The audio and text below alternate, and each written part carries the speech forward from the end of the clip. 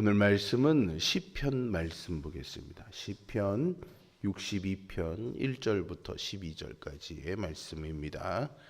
시편 62편 1절부터 12절까지의 말씀입니다. 나의 영혼이 잠잠히 하나님만 바라며 나의 구원이 그에게서 나오는도다. 오직 그만이 나의 반석이시요 나의 구원이시요 나의 요새이시니 내가 크게 흔들리지 아니하리로다. 넘어지는 담과 흔들리는 울타리같이 사람을 죽이려고 너희가 일제히 공격하기를 언제까지 하려느냐. 그들이 그를 그의 높은 자리에서 떨어뜨리기만 꾀하고 거짓을 즐겨하니 입으로는 축복이요 속으로는 저주로다. 나의 영혼아, 잠잠히 하나님만 바라라. 물은 나의 소망이 그로부터 나오는도다. 오직 그만이 나의 반석이시요 나의 구원이시요 나의 요새이시니 내가 흔들리지 아니하리로다. 나의 구원과 영광이 하나님께 있으며 내 힘의 반석과 피난처도 하나님께 있도다. 백성들아, 시시로 그를 의지하고 그의 앞에 마음을 토하라. 하나님은 우리의 피난처시로다. 아, 슬프도다. 사람은 입김이며 인생도 속임수이니 저울에 달면 그들은 입김보다 가벼우리로다. 포악을 의지하지 말며 탈취한 것으로 허망하여지지 말며 재물이 늘어도 거기에 마음을 두지 말지어다. 하나님이 한두 번 하신 말씀을 내가 들었나니 권능은 하나님께 속하였다 하셨도다. 주여, 인자함은 주께 속하오니 주께서 각 사람이 행한 대로 갚으심이니이다. 아멘. 기독교 사상가이자 유명한 저술가인 C.S. 루이스라는 분이 있습니다. 이 C.S. 루이스의 책 중에 고통의 문제라는 책이 있는데요. 이 고통의 문제라는 책에서 고난은 하나님의 확성기다라는 아주 유명한 문구가 나옵니다. 평소에는 잘 듣지 못했던 하나님의 음성을 고난을 통해서 크게 들을 수 있기 때문이죠.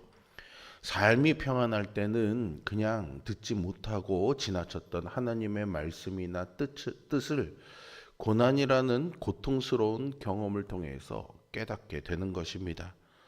성도는 고난의 때에 하나님의 음성에 귀를 기울이고 잠잠히 그분을 바라야 합니다. 시편 62편은요, 압살롬이 왕위를 찬탈하려고 꾀하고 있거나 사울 왕이 다윗을 죽이기 위해 혈안이 되어 있었던 헤브론 통치 시절에 쓰인 것으로 보입니다. 다윗은 힘겨운 상황 속에서 오직 주의 구원을 바라면서 그분이 허락하시는 소망과 의로운 심판을 바랐습니다. 여기서 믿는 자가 어려움을 통과할 때 취해야 할 태도를 배울 수가 있습니다. 다윗은 믿었던 사람에게 배신당하고 공격당한 상황에 처해 있습니다. 그는 친구로 여겼던 사람에게서 저주와 비난을 받아야 했고 그로 인해서 일시적인 큰 절망감에 빠진 듯합니다. 믿었던 사람에게 공격당하면 사람들은요 똑같이 되갚아 주려는 복수심을 갖습니다. 그러나 성도인 우리는 좀 달라야 하겠죠. 우리가 가져야 될 자세는 과연 무엇일까요? 지금 다윗은요 왕위를 위협받아 그 자리가 매우 위태롭게 크게 흔들리는 상황에 처해 있음을 3절과 4절에서 우리가 확인할 수 있습니다. 특별히 3절에서 넘어지는 담과 흔들리는 울타리는 그 사태의 심각성을 선명하게 보여주고 있습니다. 자신이 총애하던 아들인 압살롬이 반역을 일으켰던 때가 그랬고요. 이미 기름 부음을 받았음에도 이 사울을 피해서 다윗이 헤브론에 머물 때도 그랬습니다. 이러한 때에 다윗은 오히려 잠잠히 하나님만 바란다고 1절에서 고백합니다. 여기서 하나님만 할 때 만으로 번역된 히브리어 아크는요, 다른 모든 것들을 배제한 상태와 각오를 강조하는 부사로 주요 사용되는 히브리어입니다. 그냥 그 어떤 것도 다 배제하고 오직이라는 그런 의미로 우리가 조금 이해하면 좋을 것 같습니다. 그렇게 하나님만을 향한 다윗의 믿음과 각오를 잘 보여주고 있습니다. 한편 다윗은 하나님만 바라보는 각오와 이유를 먼저 1절과 2절에서 노래하고 3절과 4절에서야 자신의 처지를 탄식합니다. 사람들은요 보통 자신의 신세를 한탄한 후에야 정신을 차리고 그래도 나는 주님만 바라봐야지 라고 각오하는 것과는 조금 다른 접근이라고 할 수 있습니다. 다윗은 먼저 구원이 하나님에게서만 나온다라고 믿고 의지했습니다. 그가 반석과 요새처럼 든든하게 하신다라고 찬양하죠. 반석과 요새가 되어주시는 구원의 하나님만 바라보며 찬양했던 다윗의 본을 따라서 우리도 흔들리는 우리의 형편과 처지를 탄식하기보다 그것을 넘어서서 우리의 반석이 되어주시는 하나님을 의지하면서 흔들리는 이 세상을 믿음으로 이겨낼 수 있기를 주님의 이름으로 축복합니다. 다윗은 동일한 형식과 내용으로 5절부터 새로운 단락을 또 시작합니다. 그러면서 이제 소망의 하나님을 찬양하죠. 반석과 구원이요 요새이신 하나님이 힘과 피난처가 되어주신다는 것을 믿었기 때문입니다. 5절과 6절은요 앞서 1절과 2절의 형식과 아주 똑같아 보입니다.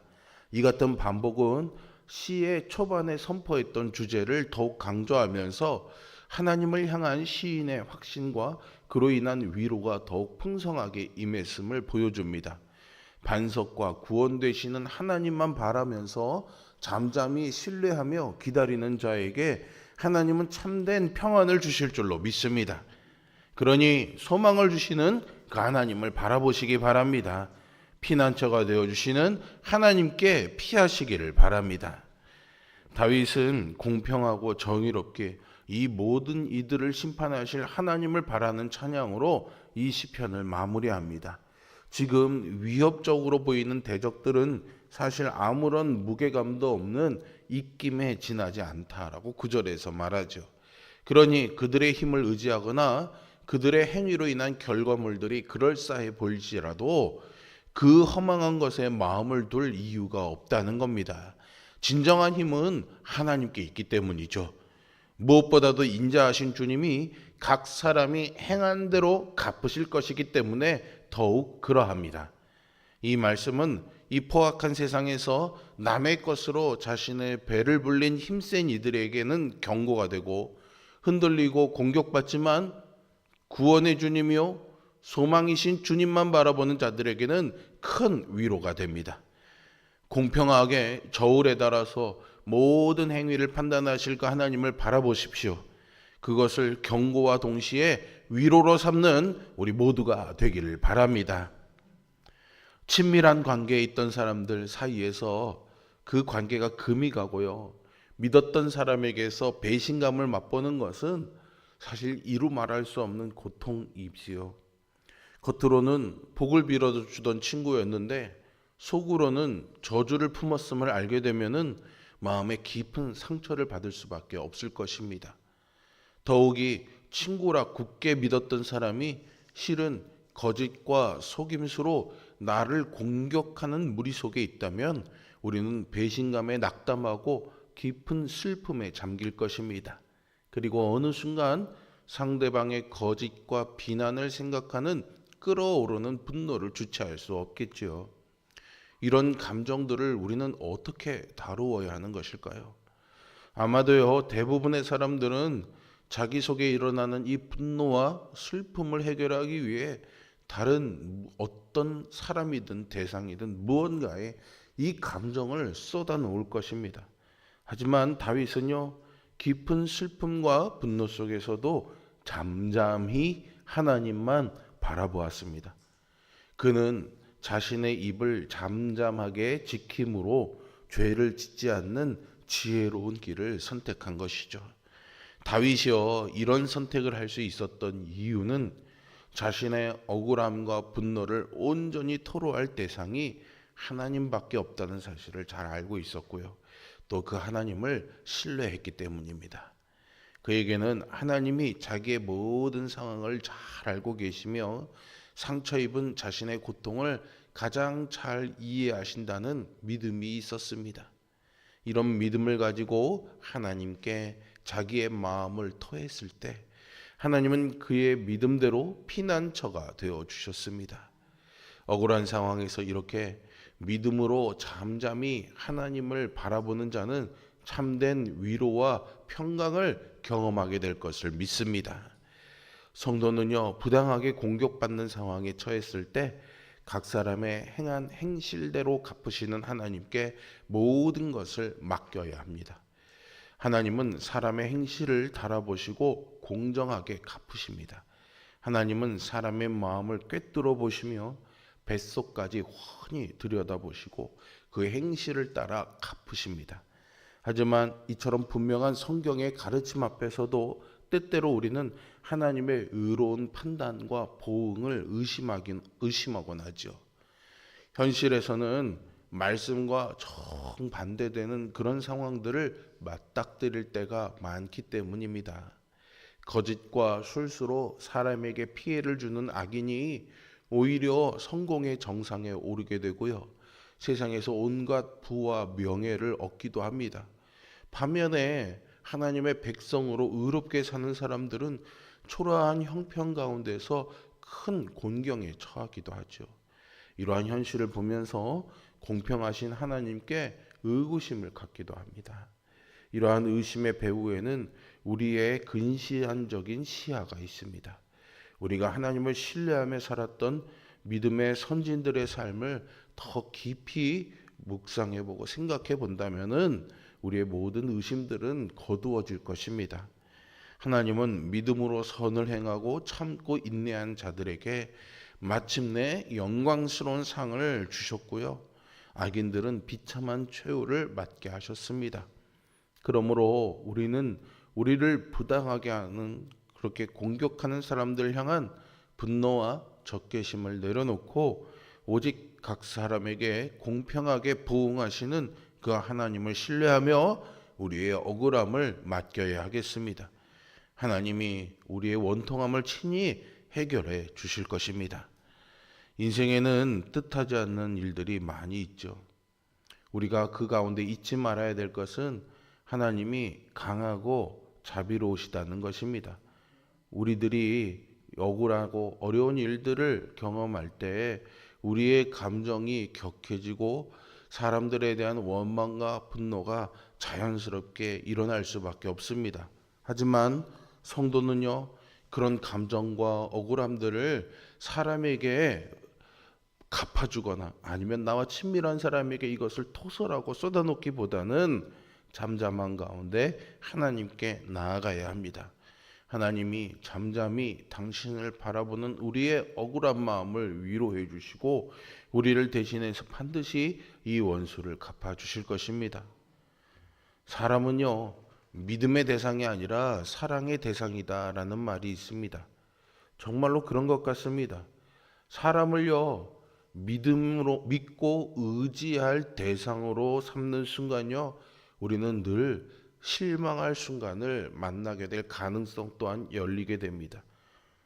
아무리 친하거나 믿을 만한 사람에게서 배신당하고 뒤통수 맞고 실망당하는 일들을 우리는 얼마나 자주 봅니까?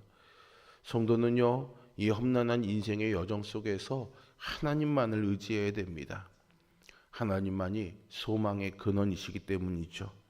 그러니 하나님만 믿고 잠잠히 기다리는 이 기도와 말씀 묵상의 시간들을 결코 게을리하지 마시기 바랍니다.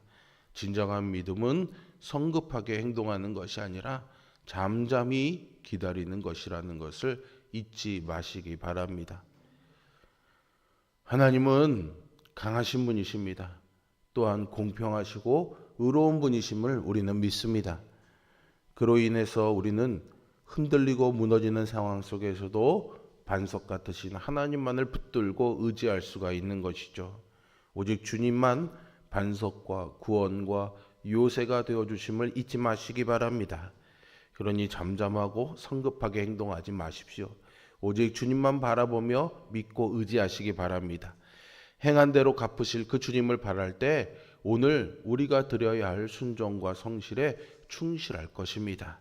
오늘도 그 하나님만 바라보며 믿음 앞에 서 있는 우리 모두가 되기를 주님의 이름으로 축복합니다.